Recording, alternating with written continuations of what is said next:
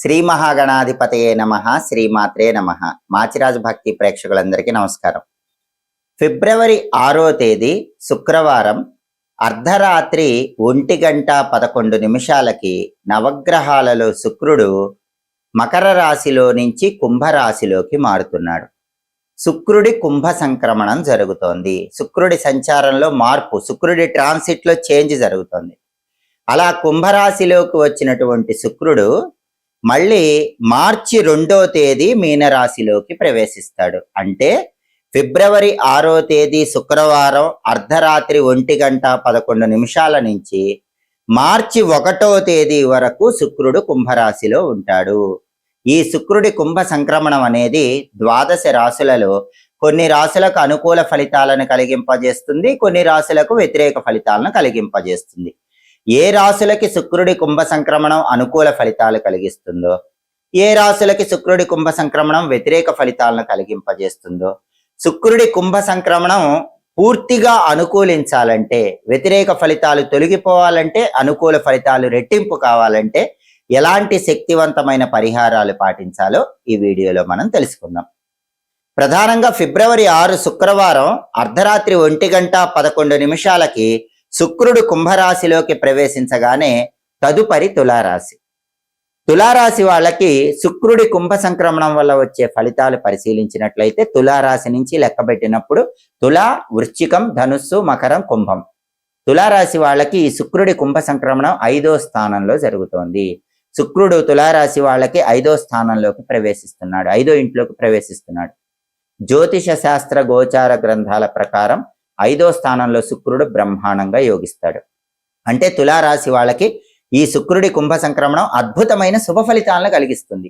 ఎటువంటి శుభ ఫలితాలను కలిగిస్తుంది, ఏ ఆస్పెక్టులో అనుకూల ఫలితాలు తులారాశి వాళ్ళకి శుక్రుడు కలిగింపజేస్తాడు అనే విషయాలు పరిశీలిస్తే తులారాశి వాళ్ళు ప్రధానంగా తల్లిదండ్రులకు ఆనందాన్ని కలిగింపజేస్తారు. అంటే శుక్రుడు కుంభరాశిలోకి రాగానే తులారాశి వాళ్ళు ఏ పని చేసినా ఆ పని వల్ల తల్లిదండ్రులు విపరీతంగా ఆనందపడతారు. తల్లిదండ్రులు తులారాశి వాళ్ళు చేసే పనుల వల్ల విపరీతంగా సంతోషాన్ని పొందుతూ ఆ సంతోషాన్ని ప్రదర్శిస్తూ ఉంటారు. తల్లిదండ్రుల అనుగ్రహం తులారాశి వాళ్ళ మీద సంపూర్ణంగా ఉంటుంది. దాంతో పాటుగా సంతాన సుఖం కూడా ఉంటుంది. అంటే ఎవరైనా కొత్తగా పెళ్ళైన తులారాశి వాళ్ళు ఉంటే వాళ్ళు సంతానం గురించిన శుభవార్త వింటారు. అంటే వాళ్ళకి సంతానం కలగబోతోందన్న శుభవార్త వింటారు. ఒకవేళ సంతానం ఉన్న తులారాశి వాళ్ళైతే ఇంతకు ముందు సంతానంతో ఏవైనా గొడవలు ఉన్నట్లయితే ఈ శుక్రుడి కుంభ సంక్రమణం వల్ల ఆ గొడవలన్నీ సమసిపోతాయి. శుక్రుడు కుంభరాశిలోకి రాగానే మీ సంతానం వాళ్ళ తప్పు తెలుసుకుంటారు, మీతో ప్రేమగా మాట్లాడతారు. సంతానానికి మీకు ఉన్నటువంటి ఆ దూరం ఏదైతే ఉంటుందో అది తొలగిపోతుంది, వాళ్ళు మీకు దగ్గర అవుతారు, ఆప్యాయత పెరుగుతుంది. అంటే తల్లిదండ్రులకు ఆనందం కలిగించే వాళ్ళుగా, సంతానం అనుకూలంగా మారే వాళ్ళులాగా తులారాశి వాళ్ళకి శుక్రుడు కలిగింపజేస్తాడు. అలాగే తరచూ విందు భోజన ప్రాప్తి కలుగుతుంది. బ్రహ్మాండమైనటువంటి రుచికరమైన భోజనాన్ని స్వీకరించే యోగం కూడా తులారాశి వాళ్ళకి శుక్రుడు కలిగింపజేస్తాడు. ధన ఆదాయం పెరుగుతుంది. అంటే రకరకాల మార్గాల్లో ధనాన్ని సంపాదించగలుగుతారు. ఇంతకుముందు తులారాశి వాళ్ళు ఒక మార్గంలో ధనం సంపాదిస్తుంటే ఇప్పుడు 2 మార్గాలు అవుతాయి, 2 మార్గాల్లో ధనం సంపాదిస్తుంటే 3 మార్గాలు అవుతాయి. అంటే ధన సంపాదన మార్గాలు పెరగటం ద్వారా ధన ఆదాయాన్ని తులారాశి వాళ్ళు పెంపొందింపజేసుకోగలుగుతారు.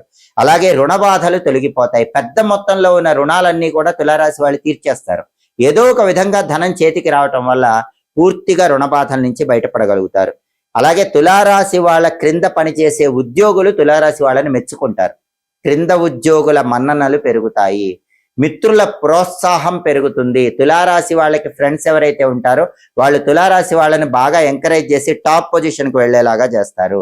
తులారాశి వాళ్ళ మాటకు బ్రహ్మాండమైనటువంటి విలువ, గుర్తింపు సమాజంలో ఉంటుంది, గృహంలో కూడా ఉంటుంది, బంధువుల్లో కూడా ఉంటుంది. ఇలా తులారాశి వాళ్ళు తల్లిదండ్రులకు ఆనందం కలిగిస్తూ, సంతానానికి ఆనందం కలిగిస్తూ, మిత్రులకు ఆనందం కలిగిస్తూ, సమాజంలో అందరికీ ఆనందం కలిగిస్తూ, సమాజంలో గౌరవాన్ని పొందుతూ, ఆదాయ మార్గాలు పెంచుకుంటూ, విందు వినోదపరమైన కార్యక్రమాల్లో పాల్గొంటూ, బ్రహ్మాండమైన రుచికరమైన భోజనం స్వీకరిస్తూ, అప్పుల సమస్యల నుంచి బయటపడి ఈ శుక్రుడి కుంభ సంక్రమణం వల్ల ఈ విషయాలలో పరిపూర్ణమైన ఆనందాన్ని పొందుతారని చెప్పటంలో ఏమాత్రం సందేహం లేదు. ఫిబ్రవరి 6వ తేదీ శుక్రవారం అర్ధరాత్రి 1:11 కుంభరాశిలోకి ప్రవేశించిన శుక్రుడు మార్చి 1వ తేదీ వరకు కుంభరాశిలోనే ఉంటాడు కాబట్టి ఇలా కుంభరాశిలో ఉండే శుక్రుడు ద్వాదశ రాశులలో కొన్ని రాశుల వారికి అనుకూల ఫలితాలు, కొన్ని రాశుల వారికి ప్రతికూల ఫలితాలు ఇస్తాడు కాబట్టి అనుకూల ఫలితాలు వచ్చే రాశుల వాళ్ళు అనుకూల ఫలితాలు పెంపొందింపజేసుకోవటానికి,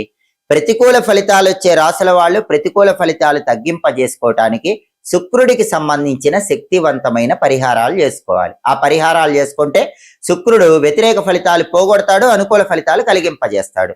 శుక్రుడి అనుగ్రహం రావాలంటే జ్యోతిష శాస్త్ర పరంగా శుక్రుడికి ప్రీతిపాత్రమైనవి అలసందలు అంటే బొబ్బర్లు. కాబట్టి ఫిబ్రవరి 6వ తేదీ నుంచి మార్చి 1వ తేదీ మధ్యలో వచ్చే శుక్రవారాలు ద్వాదశ రాశుల వాళ్ళు వీలైనప్పుడల్లా నానబెట్టిన అలసందలు గోమాతకు తినిపించాలి. అలాగే శుక్రవారాలు వీలైనప్పుడల్లా 1.25 కేజీ అలసందలు తెలుపు రంగు వస్త్రంలో మూటగట్టి ఎక్కడైనా శుక్రవారం మధ్యాహ్నం 1 గంట నుంచి 2 గంటల మధ్య ప్రాంతంలో కానీ, ఉదయం 6 నుంచి 7 గంటల మధ్య ప్రాంతంలో కానీ బ్రాహ్మణుడికి దానం ఇవ్వాలి. అలా దానం ఇస్తే ఉత్తమ ఫలితాలు కలుగుతాయి. అలాగే ఫిబ్రవరి 6వ తేదీ నుంచి మార్చి 1వ తేదీ మధ్యలో వచ్చే ఏదో ఒక్క శుక్రవారం మాత్రం ఒక శక్తివంతమైన శుక్రదానాన్ని ద్వాదశ రాశుల వాళ్ళు ఖచ్చితంగా ఇవ్వండి.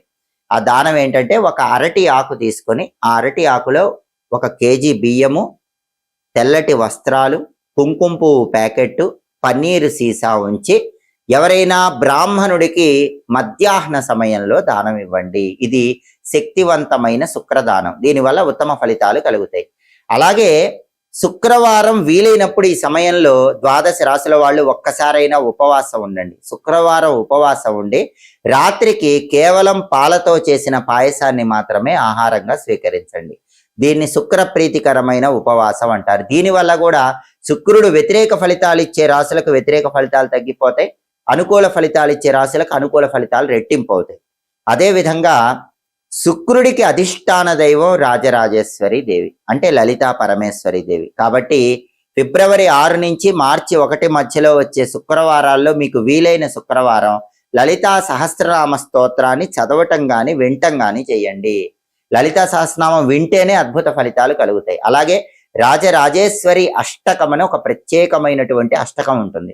ఆ రాజరాజేశ్వరి అష్టకాన్ని చదివినా విన్నా కూడా శుక్రుడు సంపూర్ణంగా యోగిస్తాడు. అయితే స్తోత్రాలు చదవటం వినటం ఇవి వీలు కాని వాళ్ళు శ్రీమాత్రే నమః, ఓం శ్రీ రాజమాతంగ్యై నమః ఈ 2 మంత్రాలు మాత్రం ఫిబ్రవరి 6 నుంచి మార్చి 1 మధ్యలో వచ్చే శుక్రవారాలు వీలైనన్ని సార్లు చదువుకోండి. కనీసం 21 సార్లు చదువుకున్నా కూడా శుక్రుడి సంపూర్ణమైన అనుగ్రహానికి చాలా సులభంగా పాత్రలు కావచ్చు. వీలైతే శుక్రవారం పూట అమ్మవారి ఆలయానికి వెళ్ళి అమ్మవారి ఆలయంలో ధ్వజస్తంభం దగ్గర ఆవు నెయ్యి దీపాన్ని వెలిగించండి. ఇలా వెలిగించడం ద్వారా కూడా శుక్రుడిని సులభంగా ప్రసన్నం చేసుకొని సమస్త శుభ ఫలితాలను సిద్ధింపజేసుకోవచ్చు. కాబట్టి శుక్రుడి కుంభ సంక్రమణం విశేషంగా యోగించాలంటే ద్వాదశ రాశుల వాళ్ళు ఈ ప్రత్యేకమైన పరిహారాలు పాటించండి. శుక్రుడి యొక్క సంపూర్ణమైన అనుగ్రహానికి సులభంగా పాత్రలు కండి. ఎప్పటికప్పుడు జ్యోతిష శాస్త్ర పరంగా గ్రహాల సంచారంలో వచ్చే మార్పు గురించి తెలుసుకోవాలనుకుంటున్నారా? గ్రహాల సంచారంలో వచ్చే మార్పు మీ రాశికి అనుకూల ఫలితాలు ఇస్తుందో ప్రతికూల ఫలితాలు ఇస్తుందో తెలుసుకోవాలనుకుంటున్నారా? అనుకూల ఫలితాలు ఇస్తుంటే అనుకూల ఫలితాలు రెట్టింపు చేసుకోవటానికి, ప్రతికూల ఫలితాలు ఇస్తుంటే ప్రతికూల ఫలితాలు తగ్గించుకోవటానికి ఎలాంటి శక్తివంతమైన పరిహారాలు పాటించాలో తెలుసుకోవాలనుకుంటున్నారా? అయితే మాచిరాజ్ భక్తి ఛానల్ తప్పకుండా చూడండి. మా వీడియోస్ మీకు నచ్చినట్లయితే మా ఛానల్ లైక్ చేయండి, కామెంట్ చేయండి. మా ఛానల్ వీడియోస్ 10 మంది మిత్రులకు షేర్ చేయండి. మా ఛానల్ సబ్స్క్రైబ్ చేసుకోండి. పక్కనున్న బెల్ సింబల్ నొక్కటం మాత్రం మర్చిపోకండి. సర్వే జనాః సుఖినో భవంతు. స్వస్తి.